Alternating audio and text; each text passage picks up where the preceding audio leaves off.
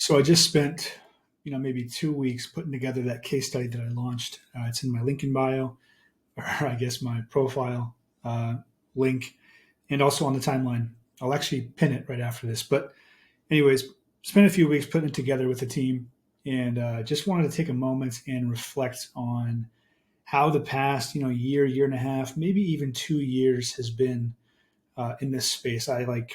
It's kind of now starting to hit me. The whiplash is over, and now I'm starting to realize how crazy it is that I am even grateful enough or in the opportunity vehicle to write a headline that talks about, being part of a team that has spun up two companies basically from scratch to, a $10 million plus run rate very quickly. And just kind of wanted to get my thoughts out there and share them on camera because, again, like I said before, I think it's really important to reflect publicly on these things. I think we're social animals. We are uh, adapted and engineered and designed to be social and to mimic others and to learn things and apply them in our own life. And I'm certainly learning a ton from being, business partners with Cole and Dylan at Serial Agency, and even just being part of Money Twitter and being in the same circle as all you guys on here. First of all, I was in such a bad spot professionally before I actually made the leap and went all in on high ticket. And not just high ticket remote sales, I guess would be a better term for it. I think as this space is evolving, especially kind of outside of Money Twitter and just growing in general, remote sales. I was part of a company that is still going through bankruptcy filings, and I had found out by an in-person visit that we were more or less running a Ponzi scheme. I was leading the sales team there, and we were winning new orders and using the money from those new orders to pay for past clients' projects. And so when the time came to build the current just signed clients project, we had no money. And I realized that our cash was a revolving door and that the things I was telling my clients and customers was false.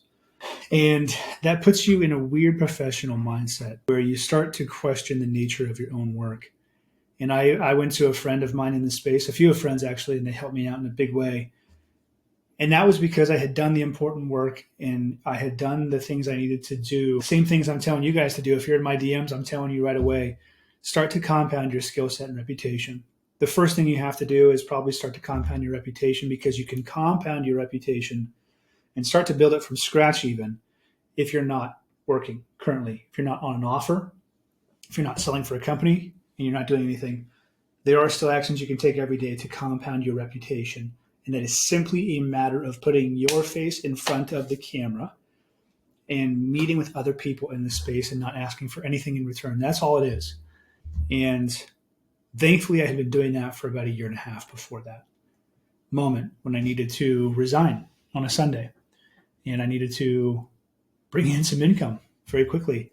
At that time, I had plans to propose to my now fiance, but I'm sitting there going, I have no income, no job. I don't have any way to make money, and yet I need to save the number that I want to save for a ring and start to move my life forward. And I felt like my life was just in standstill, stuck in mud. And so just by trusting the process and, being truthful with the people around me, especially in this online space, I was able to get onto an offer, start earning. And lo and behold, a few months later, I was earning well above the rate that I was when I was in corporate. And that was because, one, I had no choice. Like I didn't have anything else to do. Like I didn't have any options. And two, it was because the lifestyle that I was told and sold, I wanted. And I knew that worst case scenario, I could go back to corporate. My resume was impressive enough. I had enough faith in my talent to know that I could figure it out. I've certainly figured it out quicker and faster and gotten better results and worked myself out of some jams before. And if you're doing that or you've done that in the past, you know what that feeling is like, to really be on the edge of giving up and just find enough strength to just push through and find something that works and then make it work enough just to survive. I knew I had that skill set. I think Tim Ferriss calls it fear setting. Like not to go too deep into what that actually was like, but I've survived on a week with just protein, protein mix, protein shakes, saltine crackers, and peanut butter and jelly. Like legit, I've done that before, so I knew that I would be fine.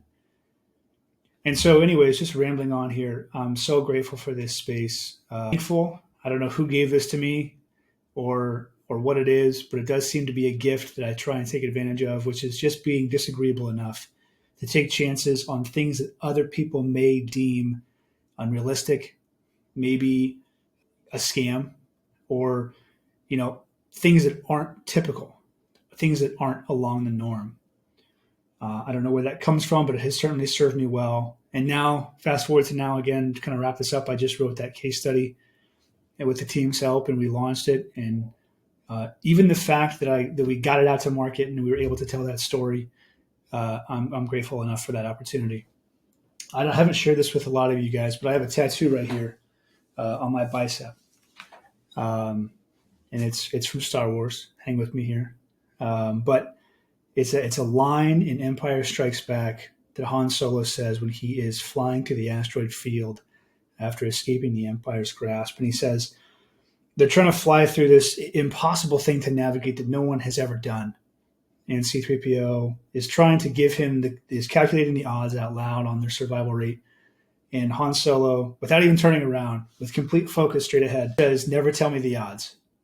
And I love that phrase because if you just drown out the noise and trust your gut and your skill set, to know that if you just keep looking forward and push on through, you're going to make it. And if you don't, I don't know, who cares?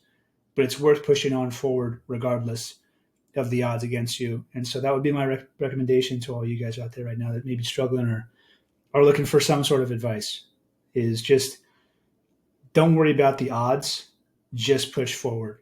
And if you're able to do that, hopefully you'll get in the spot where you can be fortunate enough to write the kind of case study that I just did. Hope that's helpful.